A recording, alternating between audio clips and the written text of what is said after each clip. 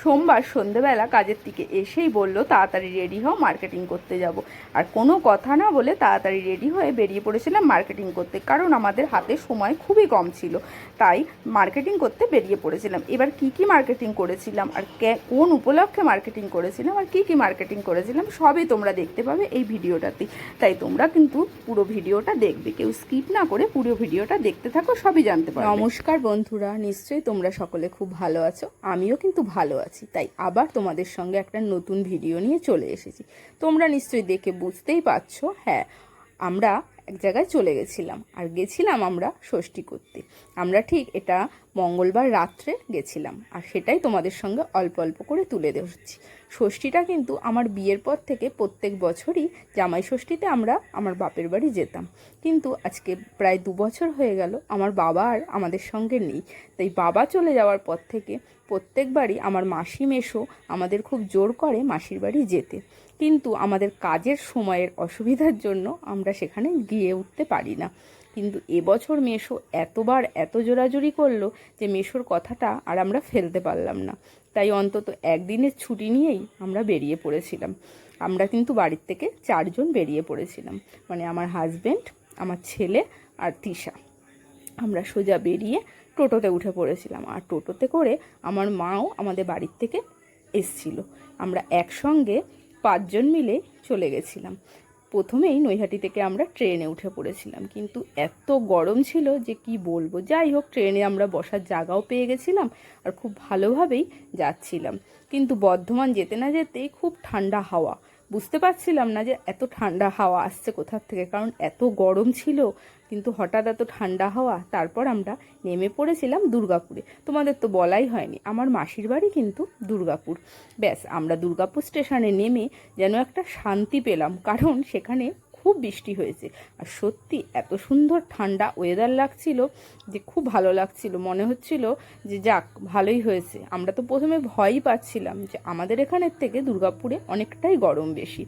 যাই হোক, দুর্গাপুর থেকে কিন্তু আমার মাসির বাড়ি আবার বাসে করে যেতে হয়, মানে দুর্গাপুর স্টেশন থেকে বাসে করে প্রায় 40 মিনিট লাগে। তারপর আমরা বাসে উঠে পড়েছিলাম, গিয়ে আমরা সোজা পৌঁছে গেছিলাম মাসির বাড়ি। সেখানে কিন্তু আমার বোন চলে এসেছিলো, মানে আমার মাসির মেয়ে, ওর জামাই। আমরা সবাই মিলে একসঙ্গে ব্যাস রাত্রেবেলা খুব মজা করছিলাম। করতে করতে মাসি কিন্তু রান্না করেছিল মাংস আর রুটি, সঙ্গে ছিল মিষ্টি, আর মা আর মাসি মিলে আমাদের খেতে দিচ্ছিল। খেয়ে দিয়ে এইবার আমরা ঠিক করেছিলাম সবাই একসঙ্গে শোবো। ব্যাস নিচে ঢালাও বিছানা করে আমরা শুতে চলে এসেছিলাম। আর আড্ডা ইয়ার্কি মারতে মারতে অনেক রাত হয়ে গেছিলো। তারপর আমরা আড্ডা মারতে মারতে, এরকম কিন্তু আমরাও ছোটোবেলায় করতাম।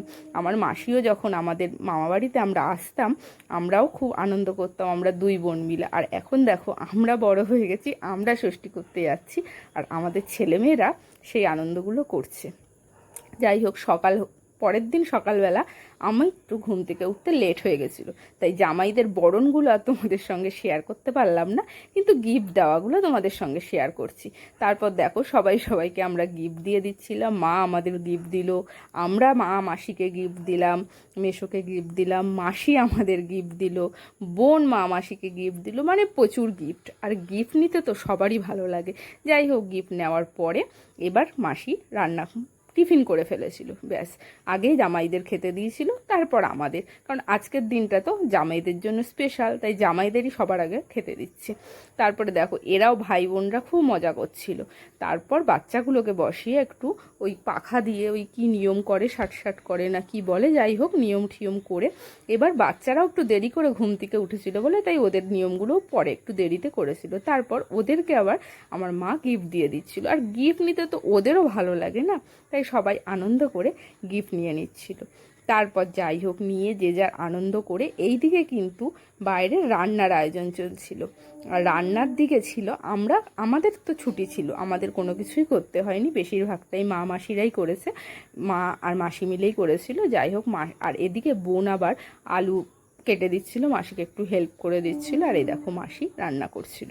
এরপরে দুপুরবেলা কিন্তু আমাদের মেনুতে ছিল মটন কষা, ডাল, ভাজা, চিপস, বোয়াল মাছ সর্ষে বাটা দিয়ে, আর ছিল চাটনি, পাঁপড়, মিষ্টি। ব্যাস, সবাই খেতে বসে পড়েছিল। গরমে আকাশ আমাদের বিকেলবেলা স্বস্তি দিয়ে দিয়েছিল। আকাশে কালো মেঘ করে প্রচুর ঝড় বৃষ্টি হয়েছে, ওয়েদার পুরো ঠান্ডা করে দিয়েছিল। কিন্তু ঝড় বৃষ্টি কমে যাওয়ার পরে আমাদের সবাই ঠিক করলো চলো আমরা একটু ঘুরে আসি, কারণ কালকে তো আমরা বাড়ি চলে যাব, আজকে একটু ঘুরে আসি। দেখো বাইরে বেরিয়েছিলাম, চারিদিক জল, কারেন্ট নেই কারণ প্রচুর ঝড় বৃষ্টি হয়েছিল। তারপর আমরা একটু ফুচকা খেয়ে নিয়েছিলাম, আর এসে বাচ্চাগুলো প্রথমে আইসক্রিম খেয়ে নিয়েছিল, তারপর আমরা একটু ঠান্ডা খেয়ে নিলাম। খেয়ে তারপর আমরা আবার মাসির বাড়িতে চলে গেছিলাম, গিয়ে রাত্রে খাওয়া দাওয়া করে যে যার আবার আমরা একসঙ্গে আনন্দ করে ঘুমিয়ে পড়েছিলাম। পরের দিন বাড়ি আসার পালা। দেখো সময় তো চলে যায় না, সময় থাকে না, কিন্তু যাই হোক একদিনের জন্য গিয়েও আমরা ভালোই আনন্দ করেছিলাম। আর রেডি হয়ে আমি আর বোন এখানে একটু রিলস করে নিচ্ছিলাম, কারণ আবার কবে দেখা হবে জানি না। যাই হোক আমাদের জামাই ষষ্ঠীটা ভালোই কাটলো। ভিডিওটা যদি তোমাদের ভালো লাগে অবশ্যই